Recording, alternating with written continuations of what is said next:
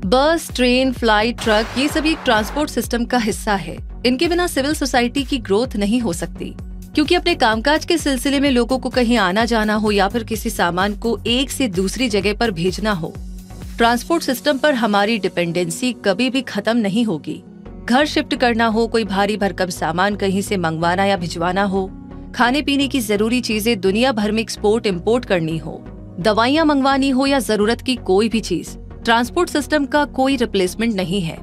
अगर आप अपना ट्रांसपोर्ट बिजनेस खोलना चाहते हैं तो क्विक सपोर्ट इस वीडियो में आपको देगा इसकी पूरी जानकारी। बस अंत तक बने रहिए।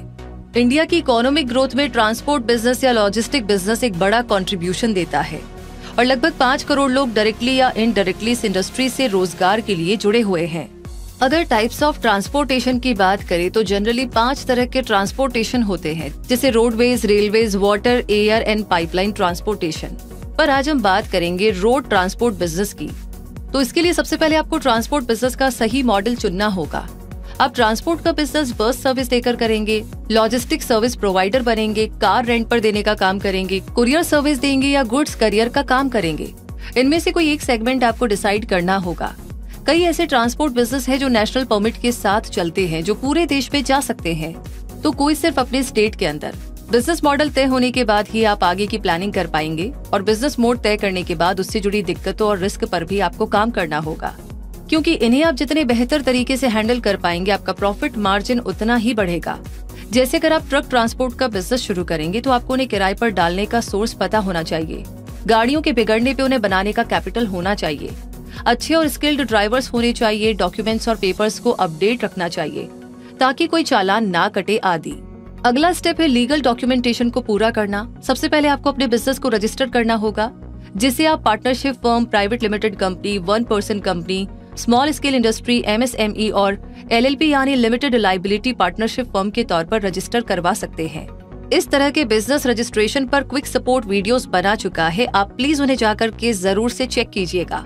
और अगर इनके बारे में आपको कोई भी जानकारी नहीं है तो आप किसी लॉयर या लीगल एडवाइजर से भी मिल सकते हैं या फिर किसी ट्रांसपोर्ट का बिजनेस कर रहे व्यक्ति से भी, जिससे आपकी अच्छी जान पहचान है। इसके बाद आप RTO ऑफिस जाकर के जरूरी लाइसेंस और परमिट के लिए अप्लाई कर सकते हैं।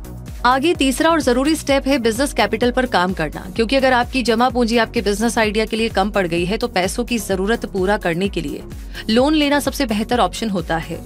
ट्रांसपोर्ट का बिजनेस छोटे स्केल पर भी करने में कम से कम 20 से 25 लाख का खर्चा आएगा। गाड़ी खरीदने से लेकर के ऑफिस बनाने, लाइसेंस, इंश्योरेंस और परमिट लेने के लिए, मैन पावर हायर करने के लिए, EMI चुकाने के लिए और गाड़ियों की सर्विसिंग और मरम्मत के लिए आपको कदम कदम पर पैसों की जरूरत पड़ेगी ही। और चौथी बात जो आपको हमेशा याद रखनी है वो है बिजनेस रिलेशनशिप पर चलता है। इसीलिए आपको ट्रांसपोर्ट पे पहले से लगे हुए लोगों से जुड़ना होगा, उनसे कांटेक्ट बनाने होंगे, अपने कस्टमर्स को ढूंढना होगा और उनसे बिजनेस निकालना होगा। अगर ट्रांसपोर्ट बिजनेस की बारीकियां आपको सीखनी है तो अपनी गाड़ियों को आप किसी ट्रांसपोर्ट सर्विस में भी किराए पर चलाने के लिए लगवा सकते हैं।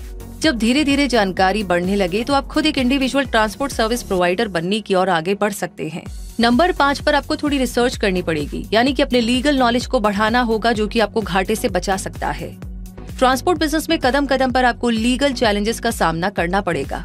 सड़क पर गाड़ियों के निकलते ही police, RTO, traffic police, forest department और दूसरी अथॉरिटीज अक्सर गाड़ियों को रास्ते में रोककर चेकिंग करती है।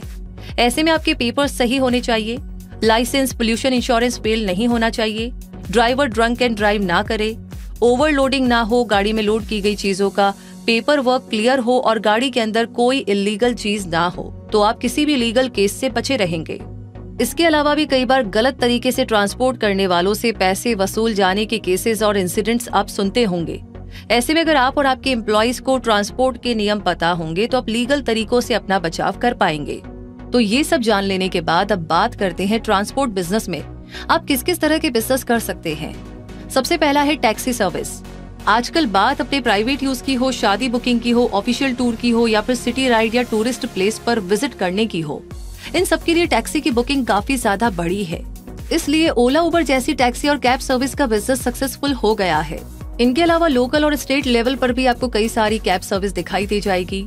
टैक्सी सर्विस में भी small cab, sedan, luxury cab, long tour cab, group travel cab जैसे ऑप्शंस डिमांड में रहते हैं। इन्हें ध्यान में रखते हुए आप रेंटल बिजनेस डेवलप करने की सोच सकते हैं। इनमें भी आप ऐप बेस्ड टैक्सी सर्विस रख सकते हैं, जिसके लिए आपको अलग से रजिस्ट्रेशन करवाना होगा और एप्लीकेशन डेवलप करनी होगी। नंबर 2 पर है एम्बुलेंस सर्विस।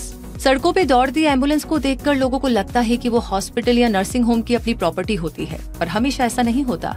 कई बार एम्बुलेंस सर्विस प्रोवाइडर्स अपनी सर्विस हॉस्पिटल को देते हैं। अगर कोई हॉस्पिटल या मेडिकल इंस्टीट्यूट एम्बुलेंस सर्विस को मेंटेन करने का झमेला अपने जिम्मे नहीं लेना चाहता, तो वो कॉन्ट्रैक्ट पर एम्बुलेंस सर्विस रख लेते हैं। इसके अलावा भी कई state government 108 emergency ambulance service लोगों को देती है। इनमें भी आप अपनी एम्बुलेंस को लगवा सकते हैं। नंबर 3 पर है पैकर्स एंड मूवर्स।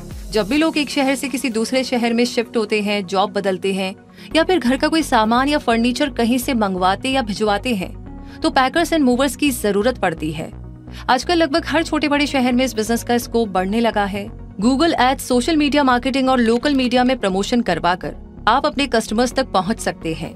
बाकी जब से गूगल ने अपने सर्च ऑप्शन में नियर मी की सुविधा दी है, तो लोगों को जरूरत की सारी चीजें ढूंढने में बहुत ही आसानी हो गई है।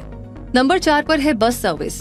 पब्लिक ट्रांसपोर्ट का सबसे कॉमन मीडियम है बस सर्विस, जो कि एक जगह से दूसरी जगह फिक्स्ड रूट पर और साथ ही रिजर्व मोड पे प्राइवेट यूज के लिए भी अवेलेबल होती है। तो अगर आप जिस एरिया में रहते हैं वहाँ पर अगर किसी रूट पर बस की कमी है, तो उसे पूरा करते हुए अपना बिजनेस शुरू कर सकते हैं। ये शॉर्ट रूट और लॉन्ग रूट दोनों के लिए ही हो सकती है। कई बस सर्विस एक से दूसरे स्टेट कैपिटल या बड़े शहरों के लिए भी चलती है, जैसे दिल्ली से गुड़गांव, कोलकाता से पुरी, पटना से लखनऊ आदि। इस तरह के सर्विस में जनरल और लग्जरी दोनों ही बसों की अच्छी डिमांड होती है। या फिर आप अपनी गाड़ी को रेड बस जैसे ऑनलाइन ऐप बुकिंग सिस्टम में भी रजिस्टर करवा सकते हैं। अब नंबर 5 पर आता है courier service. Official documents, emergency parcel, medicine और ऑनलाइन डिलीवरी सर्विसेज के आने से कुरियर सर्विस की डिमांड काफी ज्यादा बढ़ गई है। ऐसे में आप अपनी खुद की कुरियर सर्विस खोल सकते हैं या किसी सर्विस में अपने ट्रक, लोडर या स्मॉल व्हीकल्स को लगा सकते हैं। Blue dart express, Indian postal service, DHL express, FedEx India, DTDC courier and cargo limited और फर्स्ट फ्लाइट कुरियर लिमिटेड जैसे कई एस्टैब्लिश्ड ब्रांड्स हैं, जिन्हें आप अपनी गाड़ियां कॉन्ट्रैक्ट पर दे सकते हैं। तो ये जानकारी और ये वीडियो आपको कैसा लगा, कमेंट बॉक्स में लिख करके जरूर बताइएगा। और आगे ऐसा कौन सा टॉपिक है जिसके बारे में आप ये सारी जानकारियां जानना चाहते हैं, तो प्लीज हमें कमेंट बॉक्स में लिख करके जरूर शेयर करें। और ऐसी फायदे भरी जानकारी आप कभी भी मिस नहीं करना चाहते हैं, तो आपको सिर्फ 2 काम करने हैं। पहला तो ये कि आपको हमारे चैनल को सब्सक्राइब करना होगा और दूसरा है कि बेल आइकन को प्रेस करना होगा।